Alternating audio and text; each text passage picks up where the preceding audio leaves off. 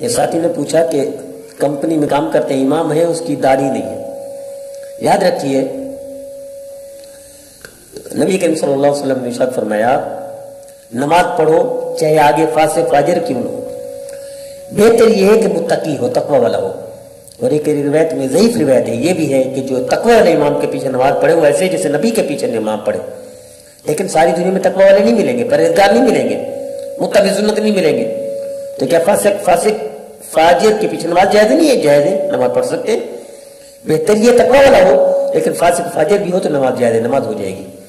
اور یہاں تو مجبوری ہے، کل آپ کمپنی میں کام کرتے ہیں، وہی شخص ہے جس کی داڑھی بھی چھوٹی ہے، داڑھی کاٹتا ہے، بہتر یہ کہ اس کی جیسے امام کی ابتدا کی جائے، اس کے انتظام کیا جائے، کمپنی میں درخواست دی جائے کہ امام تو ایسا ہو جو باشرہ ہو، امام تو ایسا ہو جو متبع سنت ہو۔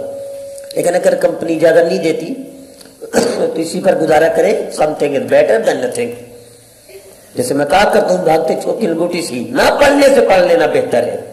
بہتری کے لیے کوشش کرتے ہیں، درخواست دیتے رہیں، کمپنی زیادہ نہیں دیتی، کمپنی انتظام نہیں کرتی تو آپ مکلف نہیں ہیں، آپ اپنی کوشش کر سکتے ہیں۔ نہ پڑھنے سے اسی کے پیچھے جماعت کے ساتھ پڑھنا بہتر ہے، اکیلے پڑھنے سے جماعت کے ساتھ پڑھنا بہتر ہے، اور نہ پڑھنے سے بھی جماعت کے ساتھ پڑھنا بہتر ہے۔ نماز ہو جائے گی آپ کی۔ اللہ ہمیں اتباع سنت کی توفیق